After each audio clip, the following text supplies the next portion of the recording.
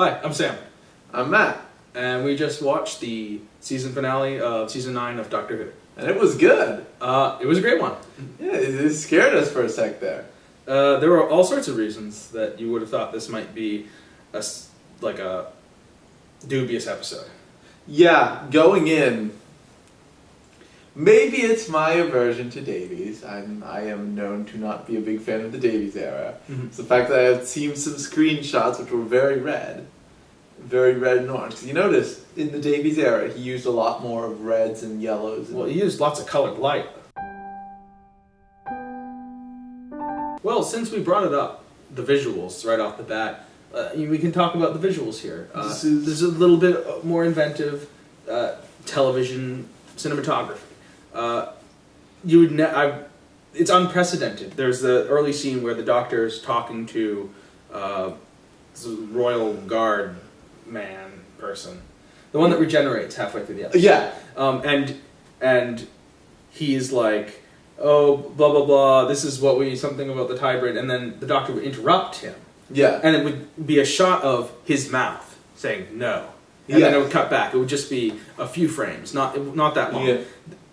I'm not even going to say anything specific about what that achieves. It actually, I thought, was maybe slightly jarring, but it indicates It's a jarring desire moment in for the story. It is. So that's good. Yeah. Maybe a little too jarring. I don't know. It's a weird shot, but what it indicates is they're being inventive. They're putting in the time. That, setting up that shot takes time, and it's a shot, not just any shot. It's a shot with Capaldi in it. Like, Yeah. other little shots might be inserts where someone is holding something. It doesn't have to be Capaldi. Yeah. But this, you need Capaldi sitting in the chair waiting for the camera to set up. It means that they're putting in the time Yeah. to get the shot because they think that they need this shot of his mouth saying no. Yeah. And It's something I respect a lot. Yeah, I really liked it. I really liked what they did with the camera and the color palette and all this stuff throughout the episode. I liked the. I noticed, of course, being the amateur cinemaphile here, the main one I noticed was the heavy use of a Dutch angle in the Which scene are you thinking of? in the cloister. Yes. Yeah, because they were very. Well, it's like you sort of... Cloister's an uncomfortable place. Yeah, Which is why it's black as hell, and you can barely see things, and it's tilted, and there are all these monsters wandering around that are never really quite important.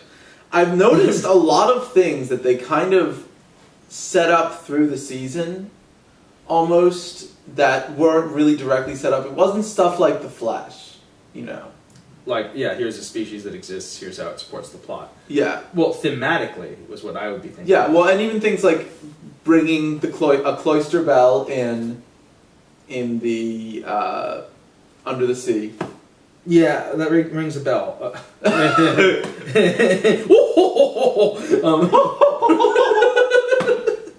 No, but seriously, I can't remember the exact things. It's like, oh, that means that everything's gone wrong or something? The cloister bell is basically,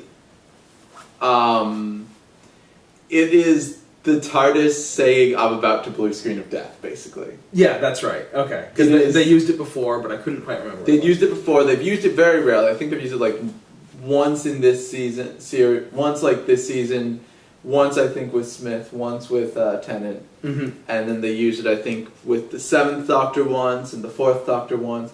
It's a very rare thing for the cloister bell to go off because the cloister bell is the ultimate oh fuck. There were some episodes in like the earlier seasons before the 4th introduced it, which I think might have included a cloister bell if they had it. There's got to be a better way to alert the TARDIS crew to a disaster than taking over their minds and making them fall unconscious. Yeah, and go crazy and electrocute themselves. Yeah, the episode would have been a lot shorter if the TARDIS had just been like cloister bell. Yeah, and let's talk about the art design of this episode. Sure thing. Because I thought this was very good. I laughed a little bit at the Time Lord hillbillies. Oh yeah, they're all dressed like they're in a Great Depression. They're all dressed like it's the Dust Bowl, which, okay, so there's a couple different ways of approaching science fiction costuming, and I've talked to you about this. So, anyway, what I'm saying about art design, color palettes were very carefully chosen. Mhm. The Doctor wearing black, going into the... And here's what I think is very cool about this. Because of what Clara's wearing, this consideration needed to be made 3 episodes prior, when they were dressing her to get Raven. Her looking the way that the color on her kind of matches what the waitress wears, the sort of light blue and sort of a little white collar, but also the way it looks more at home in the cloister compared to the Time Lord guards and the Sisterhood of Karn, who are wearing red, and they look very alien in the cloister. The Doctor's wearing black, and black goes with everything. Mm-hmm. So that looked very... I loved what they did with costume. I love what they did, how they designed the cloister area. I liked, it looked, I'm going to say plausibly, it seemed like something that the Time Lords might have. Mm-hmm. As weird as that, Time Lords could have anything, but it was big, it was grand.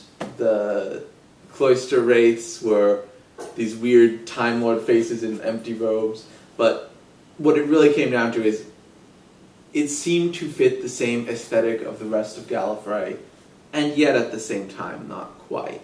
Mm-hmm.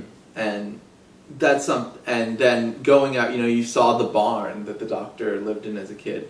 That whole first section of the episode where he barely speaks. I thought that was splendid. I loved it. It was great. It was amazing. It was so good I said splendid.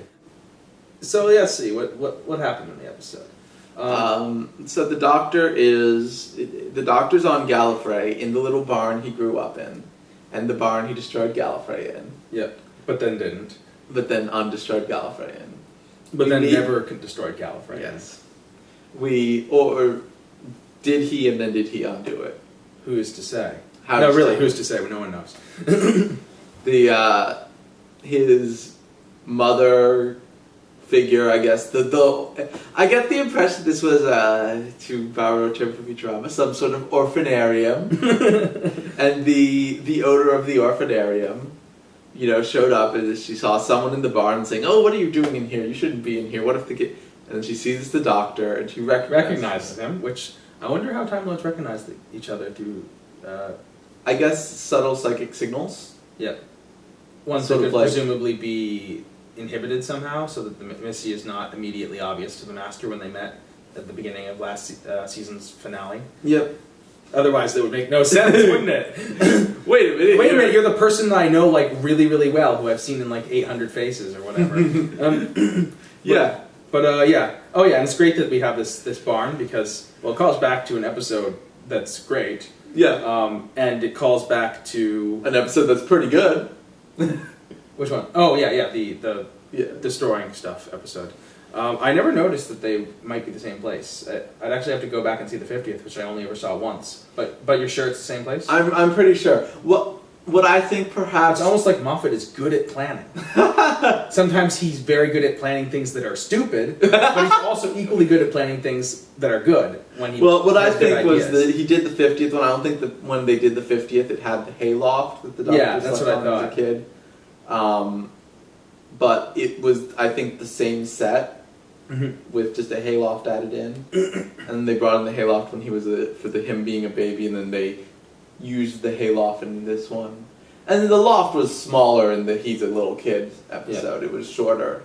Clara could get up more easily. She didn't. But the gist of it is, they couldn't have used it because then maybe his face wouldn't have been hidden at the top. Exactly. And then the owner of the orphanarium might have recognized him immediately and wouldn't have had that moment where he reveals himself. Yeah. Regardless, it's also nice because we're calling back to a good episode, but specifically we're calling back to an episode where the Doctor's history at Gallifrey is important, and in which the Doctor and Clara's relationship is important. Yep. And Doctor and Clara's relationship is going to be the whole point of the episode. Yep. In addition to a few other things, but mostly that. Yeah. The Doctor there's a good sequence. So he does not speak for quite some time. Yeah. Just He sullenly. he just glares at people. And Capaldi could fucking glare. Okay, this is actually something I want to bring up. About the actors who played the Doctor this run. Capaldi has impressed me more than anyone. For now, let's get back on topic. Yeah. So here he is. He's not talking. The owner of the runner of the orphanarium is like, they'll kill you. Like, presumably she means the Time Lords. The Time Lords will kill him. Yeah. But he just sort of sits there. He's outside. He's eating soup. There's just a crowd of people staring at him in their sort of 30s American Earthian clothes. Yeah. And then a big silver ship. You dress human. You dress Time Lord. There's a big ship that doesn't blend in with the color scheme of the desert. Yeah. At all. Good Pop design sign. of that. Yeah. And and then he's sort of glaring at it, and he wordlessly walks forward, and the ship backs up. Yeah. And he draws a line in the sand and walks back, and the ship does not cross that line in the sand. So they're building up something very important, and at first I was a little incredulous, but it quickly became clear that it was fully justified. Everyone respects and fears him. Yeah. And they respect him way closer to fearing him than I expected. Yeah. They said they had a saying in the Time War. I don't think it's a saying. I think it is more of an observation. Yeah. Which is the first thing you notice about the Doctor of War is that he is unarmed. For many, that is the last thing they notice. But so meanwhile, off in Time Lord Tower, there's the guy from Game of Thrones, Maester Luwin. Lewin. Yeah, You're right. Maybe maybe that's why Lady B's here. She's pissed off about not healing Brad. But so he's playing, and at first I wasn't sure. He is playing Rassilon. Yeah. And he's a Time Lord regenerating. Yeah. Played by a different actor. But he's quite irate and sort of unreasonable and demanding. Yep, and comes off as very much an extension of the dude that David Tennant fought. Yeah, and it was very good. And I'm trying to only focus on the part that I'm standing out on. Sure. Yeah, I'm interested in him. Oh yeah, he was good. Yeah, and what's interesting is that this story is willing to throw things away. Yeah, is willing to not have everything become down to a climactic whatchamacallit, because he'll be defeated soon, basically, and shipped off and not be part of the story. Yeah, that's fine. Yeah, he gets defeated 10 minutes in. He gets all his army, and it's like we're gonna first you see for the people he says to get the Doctor. First, he sends out an entire battalion of troops to go talk to the Doctor, and the Doctor just glares at them and walks back inside. He shows the entire High Council. Yeah. And then the High Council, the Doctor also just glares at them and leaves. And the increasingly incredulous reactions of the owner of the orphanarium. Yeah. Where she's like, it's a really funny sequence. Yeah. And also it's telling the story of, notice that they never try to force him, because they're all scared. Yeah. And when he sees the Time Lord High Council, they all bow to him. Yeah. And he just walks back inside. And then, so finally, you've got the president comes out with a bunch of troops, and he tries to intimidate the Doctor. He tries to strong arm the Doctor. And tell him to tell him what the deal with the hybrid is, because they figure that the Doctor knows what the hybrid is, and they're all scared since the hybrid is prophecy. Well, the hybrid's me. Yeah, apparently. As part human, part bird. Close. I'll try my best. But he is the hybrid is prophesized to stand in the ruins of Gallifrey, so they don't want that. They don't like the idea of Gallifrey being in ruins. Yeah, and being stood in. Well, in ruins. I assume it was the ruins they had a bigger problem with than people standing around on Gallifrey. So, but Everybody in Gallifrey going in hover chairs. and the Doctor, of course, in last episode, they're trying to get that secret out of him with his confession dial. But the Doctor won't tell him, and so he's like, okay, if you're not going to tell us, then everyone fire, kill him. And no one shoots. And Well, first they shoot and they intentionally miss. Yeah.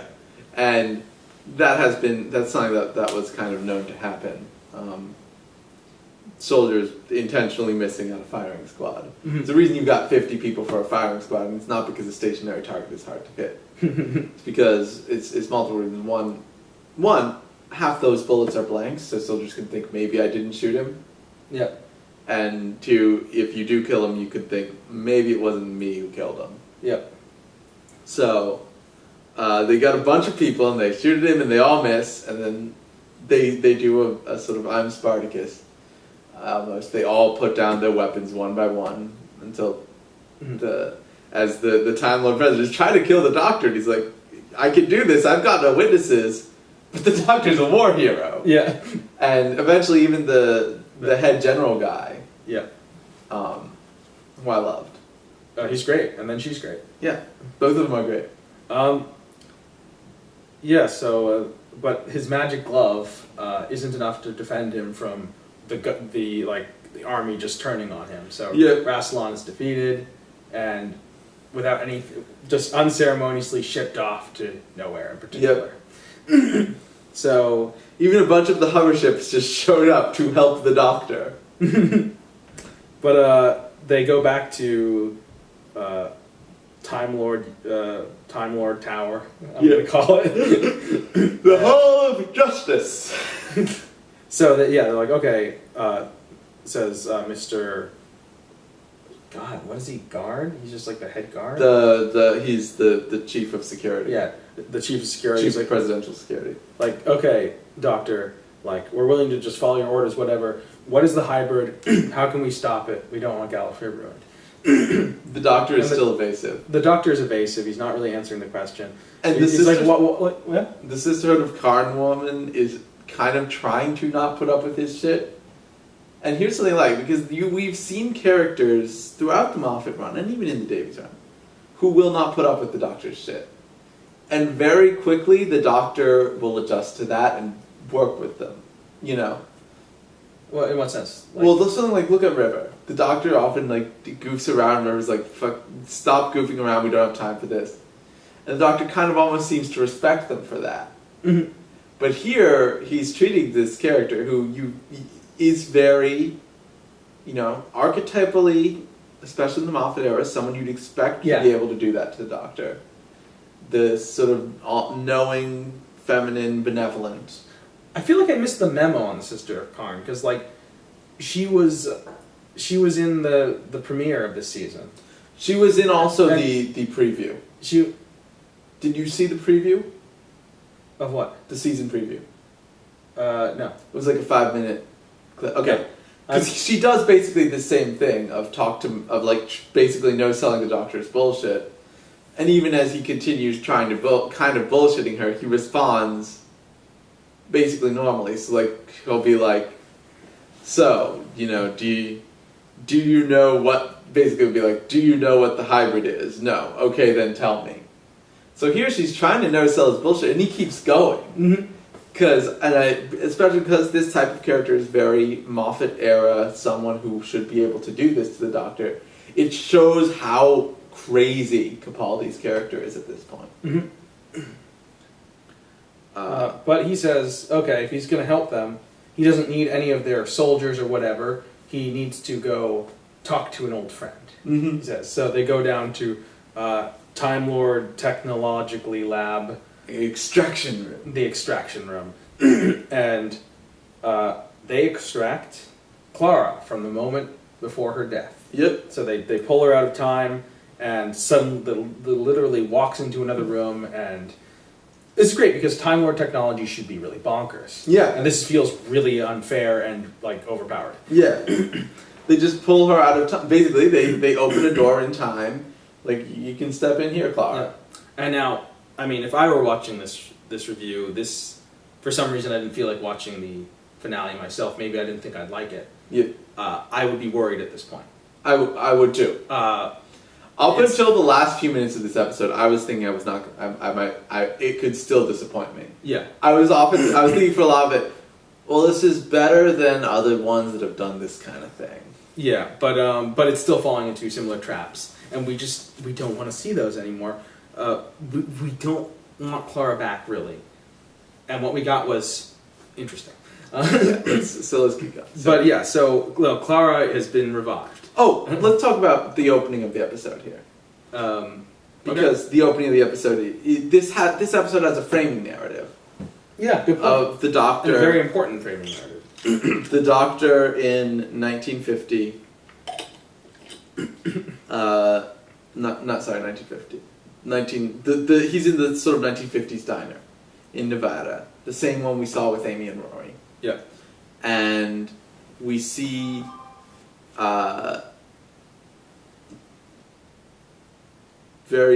I just noticed something which I will get back to in a bit about the Amy and Rory thing. But we see he's talking to apparently Clara. Yeah. We're unsure if it's Clara at this point. And so it's interesting because we don't know whether this is another fragment of Clara through time. Yep. Or even in his imagination. Yeah. And the framing narrative is him telling her the story of what happened. Yeah, the story of this episode. Yeah, as it's a very cool character. So like this wandering, he comes up like he wanders in. It's a very Americana thing. This is not something you see a lot in British TV. Mm-hmm. This sort of archetype of like the little wandering musician. So he walks in and he plays his guitar a bit, and he talks to the waitress who is played by Jenna Louise Coleman. I don't want to say she's Clara. Yeah. She doesn't call herself Clara. No, In fact, when he says that the song he's playing, and he plays on his electric guitar a cover of Clara's theme, which is great. And she asks what it's called, and he says, I think it would be called Clara. Yeah. And she reacts a little, but she doesn't react like someone whose name is Clara. Yeah. But maybe or indeed, if she is because we've seen all the Clara clones are named Clara. Yeah. So her reaction, I think, is she reacted to me like someone whose name is Clara. Yeah. But not somebody who would assume that this is because why would it be like? Yes, I wrote this song called Sam, and it's like, oh, cool. Yeah, you're like, oh, okay, that is my name. Cool. But regardless, we're not quite sure what's happening. And from the beginning, I'm like, I feel like there's something more to this. But I didn't really guess the extent. And he hacks into the radio with his glasses, which I love. But, so that's the story. That's the framing of the story. Where he has the great line, stories are what memories become when they go. Mm-hmm. Which I thought was a good line. Now, sorry, wanting to get back to that. So they pull Clara out of time, which is why I was thinking about Clara in time. Yeah. Back there for a sec. They pull Clara out of time. I love the Time Lord extraction room. The Doctor is basically trying to save Clara, and Clara's not in favor of this. Yeah. She's sort of like, I chose to do this. You're kind of cheating me. Another thing I like, so the Doctor then punches out and attacks the chief of Time Lord Security, who also is the opinion that Clara should not come back to life permanently. This is only supposed to be temporary. Yeah, she's trapped between her penultimate and her final heartbeat. Yeah, and it's sort of projecting her consciousness and that's into a body which isn't really fully alive. Yep, and that's something that I thought was another cool thing that was kind of, I don't know how much to say set up, but relevant. Her checking her own pulse, which she did in the Zygon inversion. Yeah, for a different reason. Yeah, but it was sort of. But that's the point. A world of different symbols, gestures, and ideas. Even if they're for different reasons, it feels important. It feels cohesive. At the very least, even if you give it no other credit, it gives the illusion of importance, and that itself captures your attention and is something that's good on its own. Yep, and it also, I guess, on a very minor narrative point, if you want to say it, which they would never have had to establish this fact, but even if you want to argue from a narrative point, it establishes Clara knows how to take her own pulse. Sure. Because later he's like, you must have a pulse, I'll take it. So we know that the doctor doesn't need to take her pulse. She can do it. She's done this. But really it is just, it makes everything feel like it's worked all in together. Yeah. Now, so Clara then... Yeah, escapes with the doctor. And here's what I like. The doctor shoots the Time Lord head chief of security. But what I liked was he asked what regeneration. Yeah. And the answer was 10. Now, Time Lords, the way they refer to it, have 12 regenerations. The way we see it, they have, we might say they have 13. Either way, what this says is two very important things. One, the doctor is not willing to kill someone yet. Two, the doctor does not mind taking a huge chunk off of someone's life. Because shooting this guy, even if this is, he's going to come back, but he's got 12 lives. Yeah. He's got 12 or 13 lives, and he's on his 10th of those. But, Clara puts it to him, which is something that she would totally do, so it's not artificial at all. Yeah. It's a rare opportunity for a character to just outright state, yeah, he'll come back, you won't. Yeah. That's my thinking here, Clara. Yeah.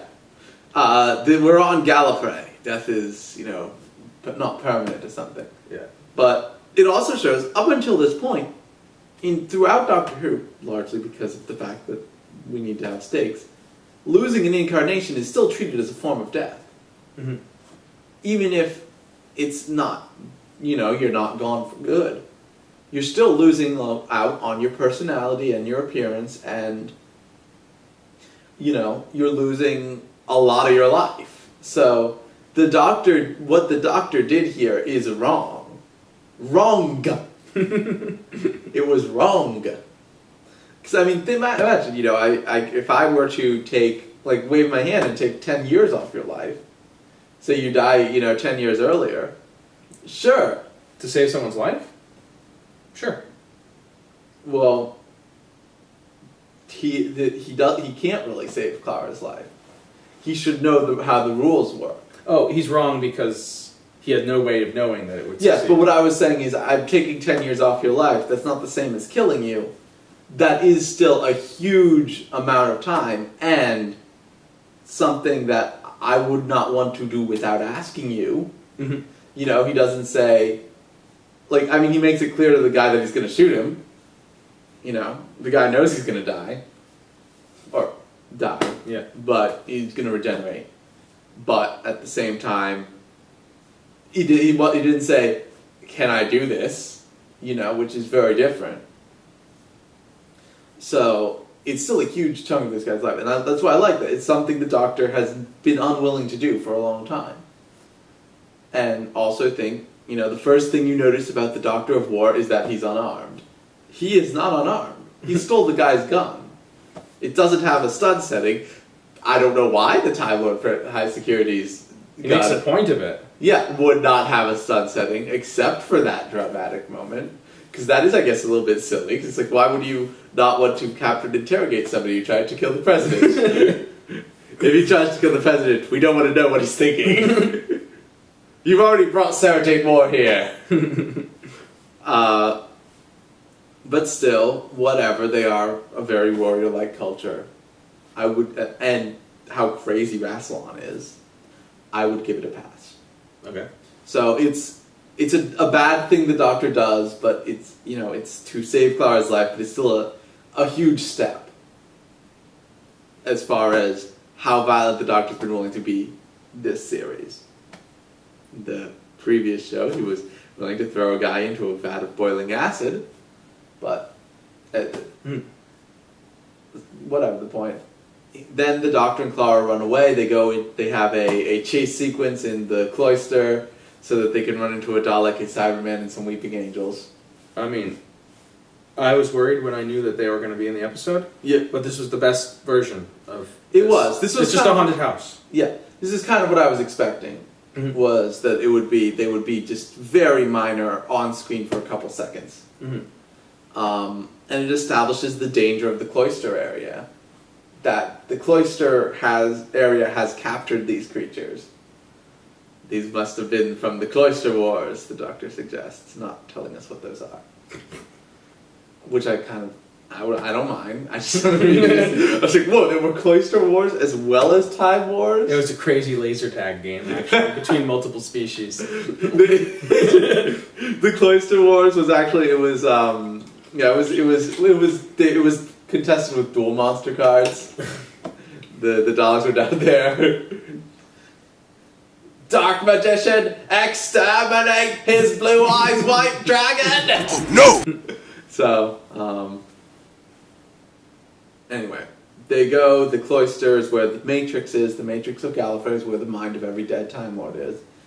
It's a computer made of ghosts guarded by other ghosts. It's not so hard. Which is funny. Yeah, and the That's why Matrix purpose was kind of established previously in Doctor Who to be a thing.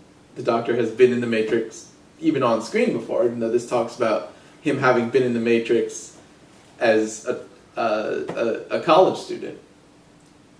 Yep. And he went crazy. Yeah. So he found the truth of the secret of the hybrid. There was the Doctor and Clara are down there working together.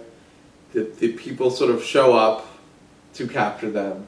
Specifically, the newly regenerated head of the guard and the leader of the Ladies of Karn. Yep. And generic guard man number 1. Yeah. So Clara is still not quite sure what's going on, why she's sort of alive, and she still remembers that apparently, like, she's not supposed to be able to survive this, and she's worried. And she kind of doesn't want to, yeah.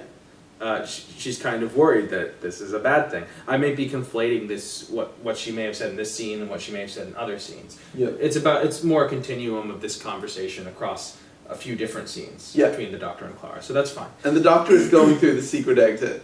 Yep. So Clara tells him something, and we cut away. Yeah, we don't get to hear it. Which, at the time, I thought was stupid, but later I liked. Mm-hmm. There were a lot of things in this that I was like, at first I thought this was stupid. Well, then it turned out well. Yeah, and that was one of them. At first I thought that the cutaway thing there was dumb. Then I came around to it. So, the Doctor and Clara run away. Clara's told him a secret. Don't know what it is, but yeah. And she goes over to Lady of Karn, the head of the guard, and is like, and they're like, "What did the Doctor tell you?" And she's like, "Oh, I bet you'd like to know." And I hate you or something. Blah blah blah. Yeah. And also, what did you tell the Doctor? Was I thought? Oh yeah, sure. Because she said, "Well, I'll tell you one thing." I told him, "Don't worry, they'll all be looking at me." And then they look back and they realize that the Doctor has vanished into a trapdoor. Which was It's funny one. It is, and it's a very Doctor. Yeah, because she's the Doctor line. now. Yeah, Because she's sort of Doctorish. yeah, she's very so.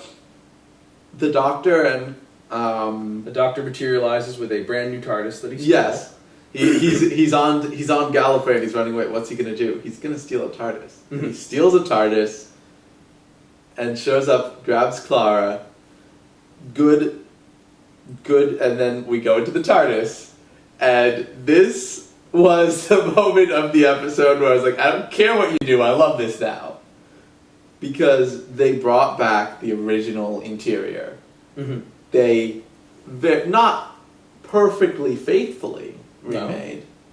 Not every TARDIS has to be exactly the same. But very close. They made a point to remake it so that you would look at it and say this is the first Doctor's TARDIS. Look at the round things. They used a little more color because the first Doctor was in black and white.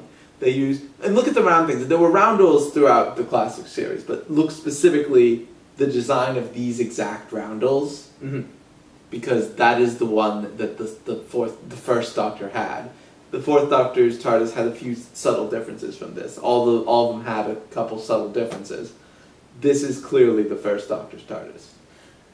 It matters because the whole episode is about, the Doctor's origins. Yeah. I mean, it has to be. It's weirdly also about his relationship with Clara in a way which you would think would be incompatible, but sort of is pulled off.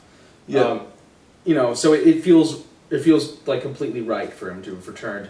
Any fan of Doctor Who has been watching the new series, I think will know enough to guess that this is an old model of the TARDIS, and it will work the same whether they've seen those old episodes or not. Yeah. Well, I don't think it will work quite the same. It will work close because to they don't have like the emotional attachment to it that you or I, who have seen those episodes, would. Mm-hmm. Because they will see it and they will be like, oh, cool, this looks like a sort of generic. This looks like a thing that you might have seen in like the 50s Yeah. or 60s. This So it looks- must be Doctor Who. Yeah. This looks way more old-fashioned. I like what they did with it, and I do like the heavy use of white in here was very nice. Well, because it wouldn't feel right if it were too colorful. Well, I mean, yes, but what I'm saying is they made it the episode such that the heavy use of white created an unreal feeling separate from my knowledge of the fact that this was a very white interior. Which is useful. They also used white to make things unreal when Clara was removed from time. Yep. Because the chamber is all white. Yep. So the Doctor is trying to run far enough away that Clara's heart will just restart on its own. Because she's outside of the universe. And then we find out something, which made us both go, ugh. Because The Doctor. The Doctor explains to the girl who might be Clara, Yeah. in the diner. Yeah, because the Doctor's been talking about this to the girl who might be Clara. And at some point he mentioned getting some sort of memory device or whatever. So then they bring it back. He's got a device which can alter memories and works on humans. Yeah. And here's kind of where we're like, uh-oh. I actually booed. Yeah. I was like, ooh, should I just hold it back because we're trying to watch this seriously and give it a chance, but then boo, I said before I could stop myself. You just said boo. I sunk in my chair. I was on the edge of my seat the whole time, but I sunk in my chair. I was like, because I've loved this series. Even the worst episode of the series has been enjoyable. Yeah. So I was like, Yeah. I was waiting for them to disappoint me. And we've seen this before, and we know why it's a bad idea. Yeah, so I was expecting her to get. So I even my joke. I have a joke a second later. He's like, because you missed the lines, and I was like, "What is that?" And I said, "He said that this is Donna Noble." Yeah. Something like that. I was like, "Oh, so it's going to erase her memory." Then, don't worry. Again, we just told you a minute ago. A lot of stuff happens that we think is bad, but you just heard our views of this, so you know. It's not going to end as stupidly as it sounds. But yeah, it's a bad idea. We should explain our thinking, at least briefly. All It's a bad idea to erase a companion's memory, for instance, Donna Noble's memory, because it means that the story that this character went on, whatever changes Wasn't their story. whatever changes they may have been on, is no longer their story. It doesn't belong to them. Whatever changed them was unimportant because it doesn't stick. Yeah.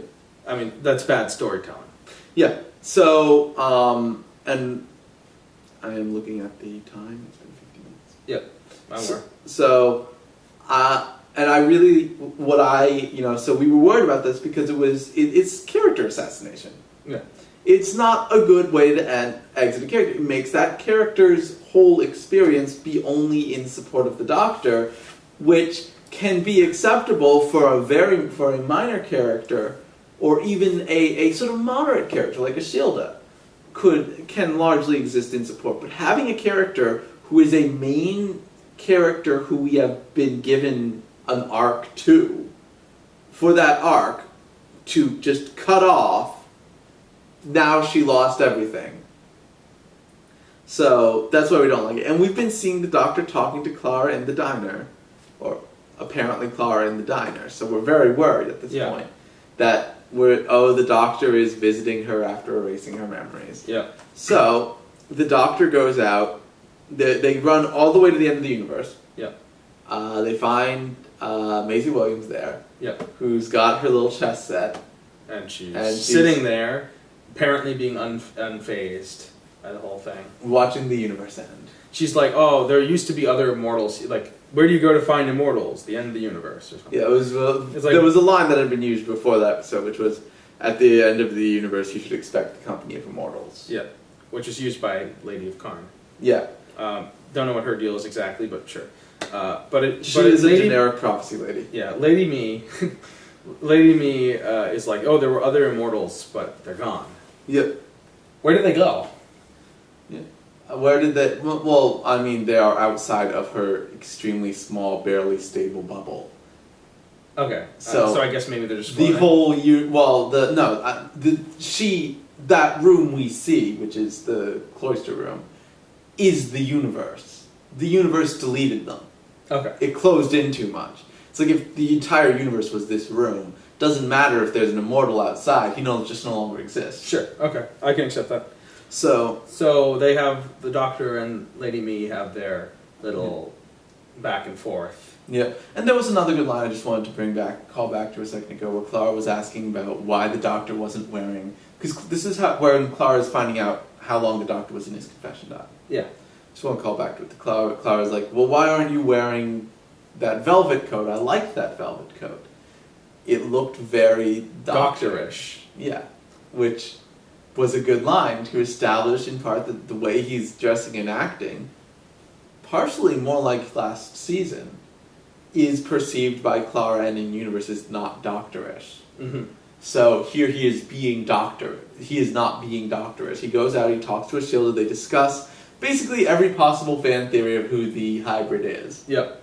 Including Ashilda, including the Doctor, and they reference the possibility that maybe the Doctor really is half human, which was what the movie said. Yes. So, So maybe the Doctor's half human. She then sort of implies maybe that even if he's not biologically half human, he is spiritually half human. Mm-hmm. Because he's always going back home to Earth.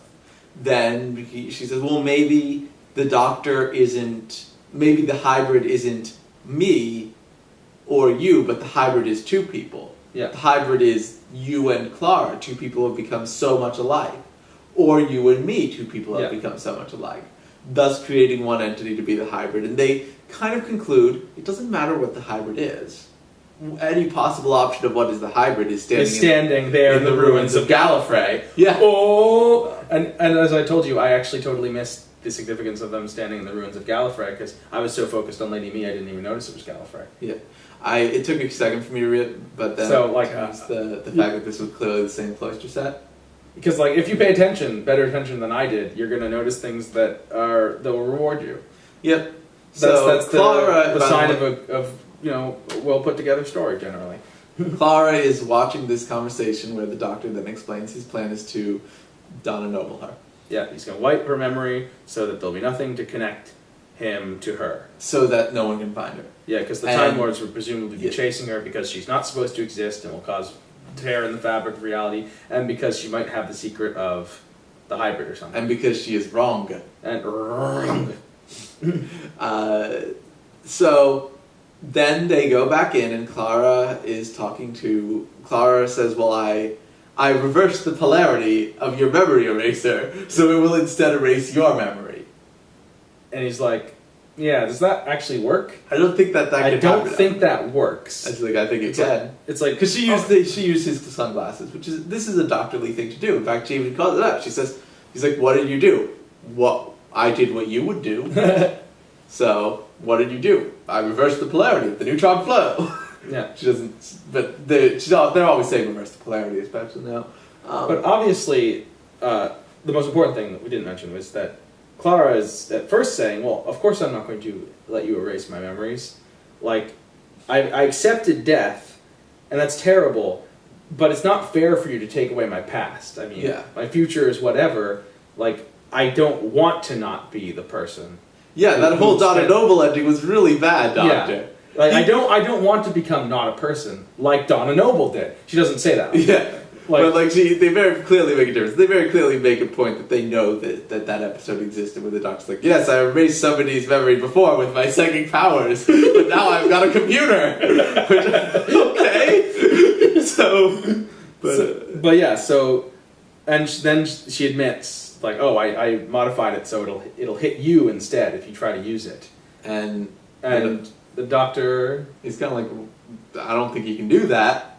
He's like, I don't know if I can, but why don't we find out? So we will use it 50-50 chance that one of us will die.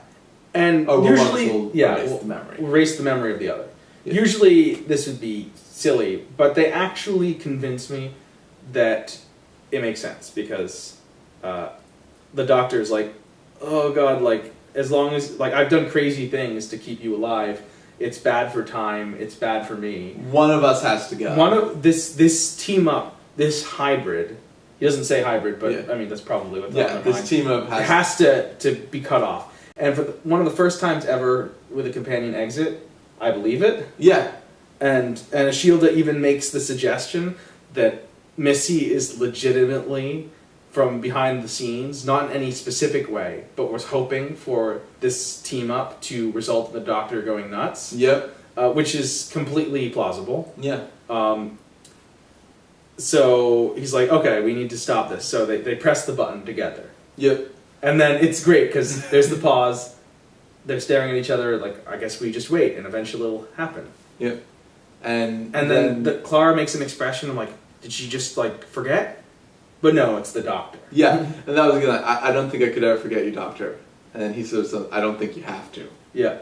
And then so he's the one getting Yeah. his memory erased. Doctor collapses. And we find him back in. He collapses, and he gets to say goodbye to her in a manner that's fitting for him. Yeah. Oh yeah. Never be 'Cause- cruel or cowardly. Yes. She makes him take he makes her take the Doctor's Hippocratic Oath. Never be cruel or cowardly, never whatever do this. And if you do, make amends. Yep. And then he loses consciousness. Yeah, and then he passes out and he's woken up in 1960s or whatever, Yeah. Nevada. By some guy. Yep. He's like, Clara asked me to look after you because you're unconscious. Who's Clara? Yep. So now we know that we don't know he doesn't know who Clara is. Then we find him in the diner. Yep. And he's in this diner and he's talking. And now we cut back to him talking to Clara. And they even kind of signal this even a little bit with the camera in some ways. It's trying to elucidate exactly what it was. But visually we see now how much we can now see Clara's the one who remembers. This is not someone who looks like Clara, this is Clara. Yep. And she is trying to talk to the Doctor. She's like, well... This really is the Doctor just explaining a story to a stranger. Yep. As far as he knows. And it's like, well, the Clara could be anyone. Clara could be me. Yeah. And he's like, I'd know Clara if I saw her. If I see Clara, I'll know who she is. And this is important because if they had erased her from his memory, there's so many dangers that this avoids. If they had erased her from his memory in such a way that he does not know that she ever existed, or His last 2 seasons are useless. Like his last 2 seasons are useless, Yeah. but they're not. They miss that because he knows the gist of what happened because of it's He like has every memory except anything which is specifically Clara. He even references like he remembers specific episodes, like the Mummy episode. Yeah. Someone was there. And he knows that she was important to him because of all the things he did for her. He just can't remember what she said, what she looked like, precisely how she acted, except by inference. Yeah. And this is great. So he's this like mysterious gap in him that you can't quite see. And what occurred to me is, well, that's how a companion who's gone is like. That's what they're like anyway. Yeah. They have to fade into the background anyway to leave room for a new companion, a new relationship, but they're always there. Yep. And this makes that literal. Yep. In a way which is very helpful. Yeah. And there's always the sense that he will know that Clara, someone he built a real meaningful relationship with, is out there in the world. Yeah. Although the thing that she does next may have tipped her hand a little bit, and he may now know what she looks like. Yes, because she had her portrait had been painted by Rigsy on the TARDIS, and so the diner he noticed it was not where he thought it was before. The diner had moved. In the diner, we see Clara walk through like the back door of the diner, and we can see the little round things through the door, and there's someone out of focus there. I'm like, who the hell is that? Oh yeah, Lady Me. Yeah, I thought she was in focus. No, that she's out of focus and they focused her. Oh yeah, right. So and this is a perfect ending for Clara. I thought the previous ending for Clara was perfect. I think this ending for Clara. This is a superior ending because it is the completion of her arc. Because immediately, in fact, shortly after she gets in, we see Lady Me says, "I think we busted the chameleon circuit." Yeah, we're stuck looking like a 1950s diner. Because it's not just that area of the diner that is of course the TARDIS, but the whole freaking thing. Yeah, and but the actual TARDIS part is the back room door. Mm-hmm. That is how I get into the TARDIS proper. So, and this is what I said I've noticed.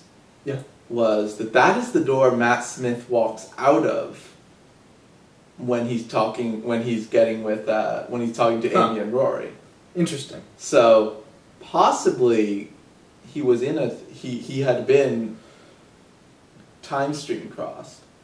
Because the guarantee of a chronological time stream applies only to Time Lords. It's guaranteed only that the Doctor will always meet the Master in order. The Doctor doesn't get to meet River in order. Mm-hmm. So perhaps that is another case of Clara helping the Doctor. How so? By moving the diner? By taking him, the Doctor, there could have been some off-screen adventure where Matt Smith's like, aha, you've got a TARDIS, and then, yes, I've got a TARDIS, but no, this is a relic of the time where we found it. Here is where we can. You need to meet up with your friends Amy and Rory. We just don't see that yet. Yeah, we don't see that because that happened earlier, and it didn't happen before. Whatever it was, it's just an interesting implication that Matt Smith was in this diner, but perhaps because of perhaps that was so specifically Clara that the Doctor can't remember that or something else. But so anyway, the diner away from the Doctor, leaving him in the middle of the desert with his TARDIS. With the TARDIS standing right there with Rigsy's little. So he would see now that he would now see her face, and he would know. And he gets in and he flies off, and apparently that strips away It strips away anything that was left on the TARDIS. That was not the TARDIS itself. So the paint is. I was wondering how they're gonna deal with the picture of Clara. Would he really erase it? Yeah. But no, it just naturally falls away. Yeah, and Clara, he goes in, and then we see Clara left a little message on the blackboard. Yeah. Run, you clever boy, and be a doctor. Yeah. Which is, an idea from the second half of this season, especially.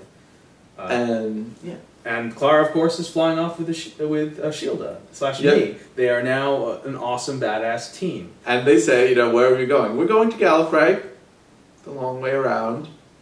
So they're going to go be adventurous, which is great because Clara's arc of becoming like the Doctor ends with her becoming like the Doctor. Like the Doctor. She even has her own TARDIS. She's even effectively immortal because she, as long as she doesn't have her next heartbeat, which you can't force. She's kind of like Jack Harkness, except not like Jack Harkness. And she's got the spirit of adventure in her, and Lady Me, of course, less the spirit of adventure, but equally immortal, finally has got something to do. She finally gets to ride in the TARDIS. Yep. Not with the Doctor she expected, but with the Doctor she deserved. That just came out. Not the Doctor she expected, but someone like it. Yeah, and Clara is, she is the Doctor, so the Doctor must have a companion, so she has Lady Me to be her companion. Her older, wiser companion, but still. It's cool because actually I'm not sure who's the companion here. Well, that's fine. They don't have to have exactly it reminds me of a case. It kind of reminds me of a case. If I'm going to say, sorry. Okay, go ahead. If we're going to talk about a companion, the Fourth Doctor had a companion who was a better time traveler than him, and who knew more about time than him, but who had the spirit of adventure, who didn't have as much that spirit of adventure. So that seems like to me what it's like. So it's not an unheard of dynamic. So. What I thought was great, though, so we see the two TARDISes cross. It's a perfect ending. Yeah. It's not the kind of ending that I ever expected I would get from the end of a season Doctor Who. Yeah. They positive, good. We were looking for it to end strong, and it ended strong. Yeah. That's the dream. I'm going to give this one,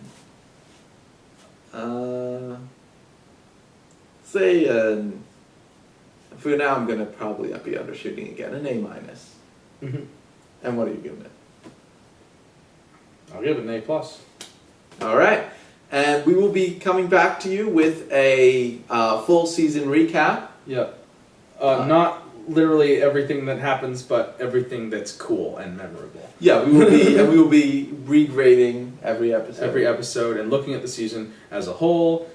This is a worthy season for that, for a lot of reasons that are more subtle than most seasons, and a lot of reasons that are more impressive than most seasons. Yep. So, see you later. See ya.